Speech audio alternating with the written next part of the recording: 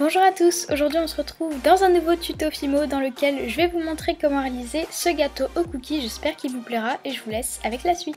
On va commencer avec l'intérieur du gâteau, donc pour ça j'ai fait un gâteau en 3 couches. Donc les deux premières couches ce sera un mélange de champagne et de caramel, donc là vous pouvez voir que cette boule de pâte n'est pas vraiment super bien mélangée. À vrai dire j'avais envie d'essayer mais finalement ça marche pas trop bien, donc je vous conseille de mélanger jusqu'à avoir un résultat homogène.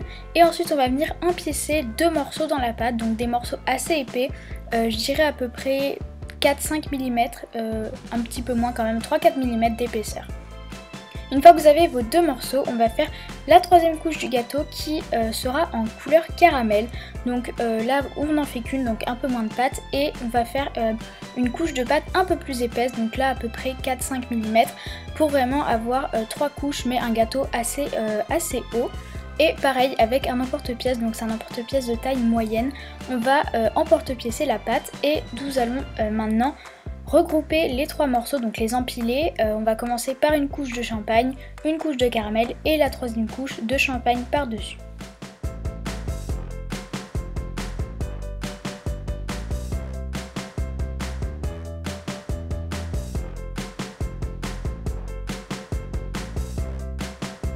Ensuite, pour bien faire adhérer les couches entre elles, on va tapoter dessus et également rouler sur le côté pour vraiment avoir un résultat bien rond. Pour l'extérieur du gâteau, on va utiliser de la couleur chocolat et on va en faire une plaque très fine, donc à peu près au cran 3 ou 4 à la pasta machine, donc c'est vraiment très fin.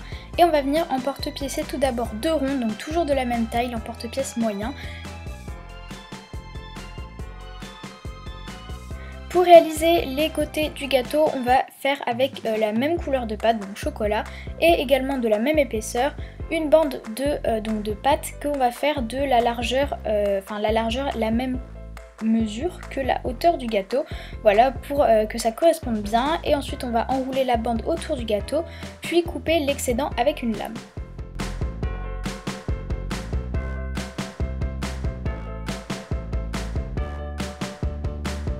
Ensuite, à l'aide d'un dotting tool ou de vos doigts, vous allez tout simplement lisser les démarcations.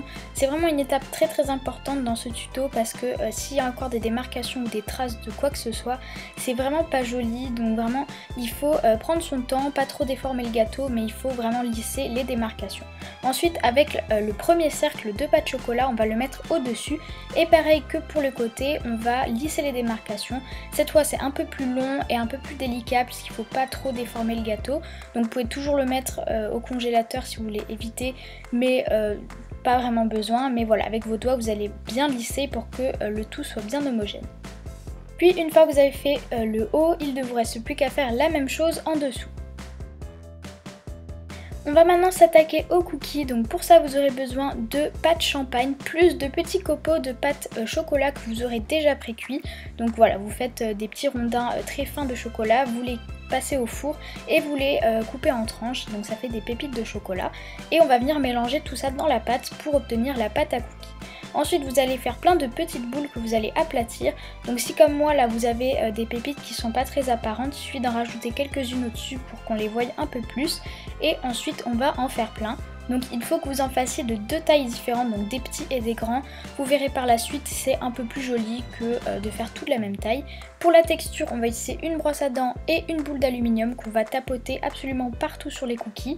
Et pour la coloration, on va faire comme d'habitude un premier passage avec des pastels ocre, à peu près dans ces tons là, on fait partout sur les cookies.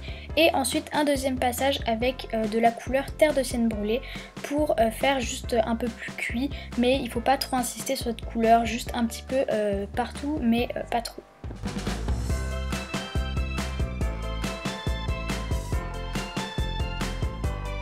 Après avoir laissé votre gâteau 10 minutes environ au congélateur, on va venir couper une part. Donc c'est facultatif mais c'est quand même mieux puisqu'on a fait l'intérieur, donc c'est plus logique de couper au moins une part.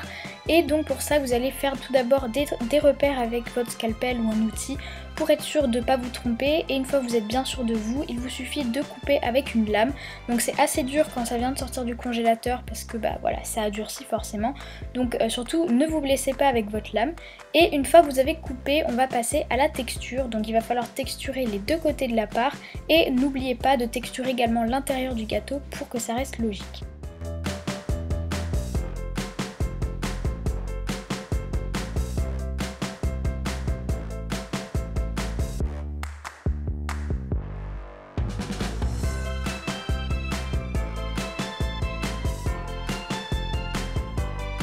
Ensuite on va venir placer les cookies autour du gâteau, donc pour ça vous allez alterner entre les grands et les petits, vous n'êtes pas obligé de faire comme ça, vous pouvez les faire tous de la même taille, moi je trouvais ça plus joli, donc voilà, vous les placez tout.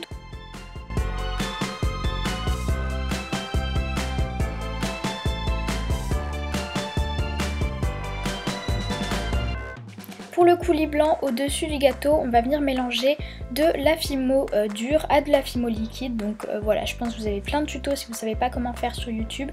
Mais c'est vraiment très simple, c'est la technique de base des coulis. Donc vous allez faire votre coulis jusqu'à avoir une consistance assez liquide mais pas trop. Il faut quand même que ça coule pas trop parce que sinon ça va vraiment aller partout. Donc voilà, faut pas que ce soit trop liquide.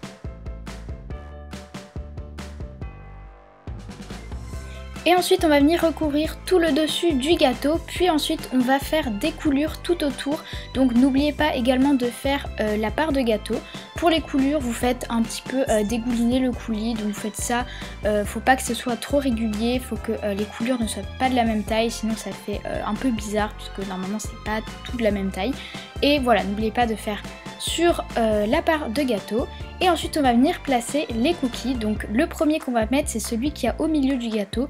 Pour que ce soit cohérent avec la part de gâteau qu'on a coupé, on va venir couper un petit bout du cookie et le placer sur la part et le reste du cookie au milieu du gâteau principal.